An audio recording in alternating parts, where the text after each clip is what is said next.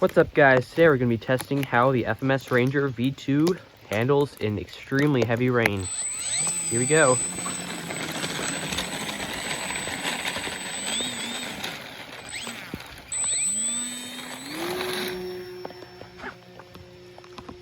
And so far it's doing absolutely fine, but what we're going to be checking for is potential servo failure.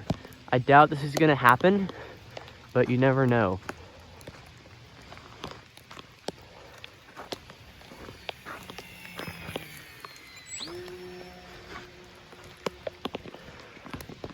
And to expose the servos more, I'm going to do some inverted flying.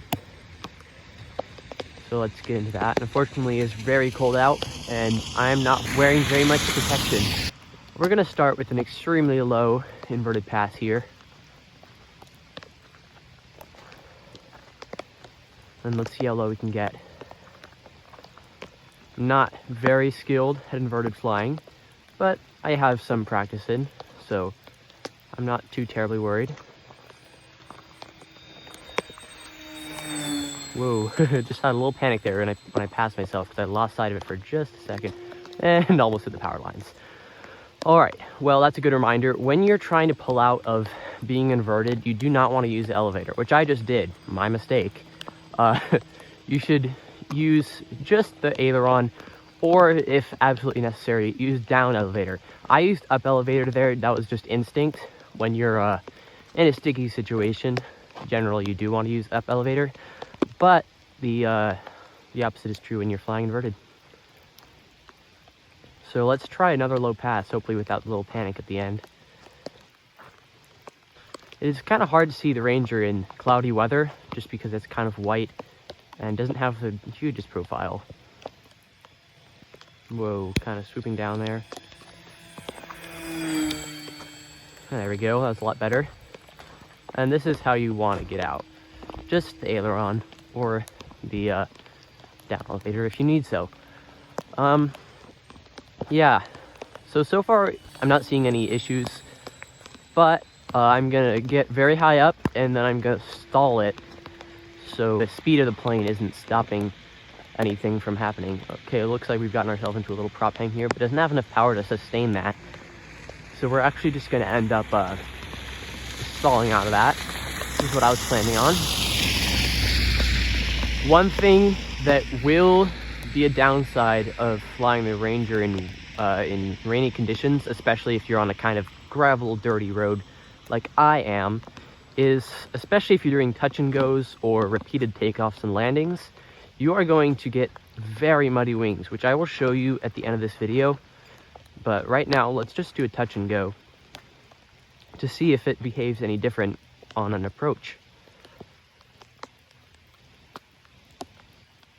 So far, it seems totally normal, although it's probably a few grams heavier. It came in a teeny bit hotter there, but overall, that was a pretty normal approach. So no issues there. And it seems to be flying just fine. Unfortunately, my head is shaking quite a bit because it is very cold out and I'm starting to get drenched. You guys down in the lower 48 might not think this is very heavy rain because there are some pretty insane rains down, especially in Florida, at least from what I've experienced. But in Alaska, this is about as bad as it gets. It's pretty heavy, but not terrible.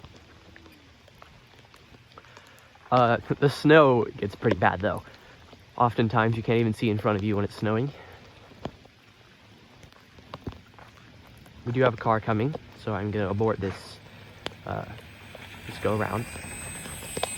But it says, oh, I guess I'm not boarding it.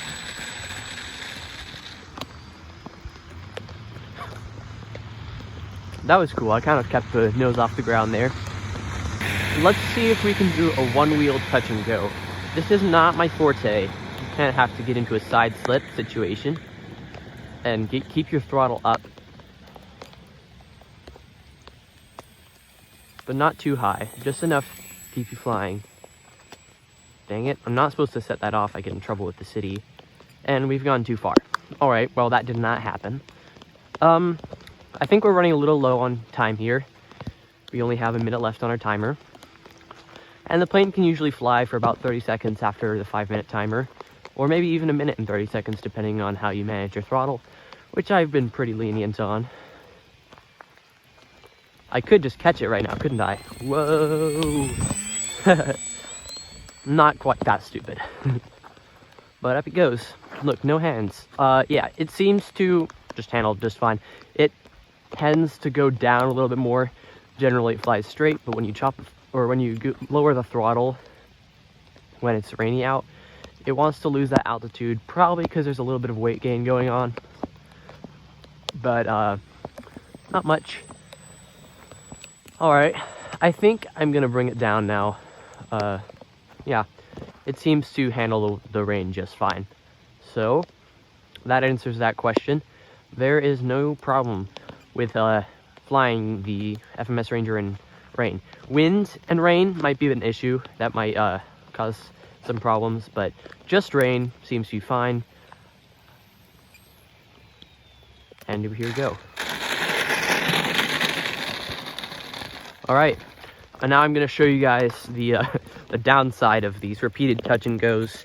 As you can see, everything is coated in mud.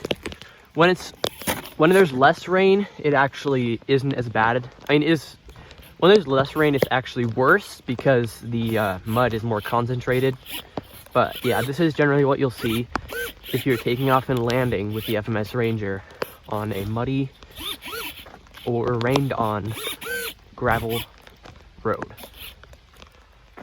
We do have one more thing that is exciting in this video. I'm announcing a giveaway. I'm going to be giving away this helicopter shown on screen when I reach 1,000 subscribers. We are at 907 at the time that I recorded this, which means we only need 93 more subscribers. So if you want to support the channel, or to be honest, just want a free helicopter, or a chance at getting one anyways, make sure you like the video and subscribe, and I'll see you guys next time.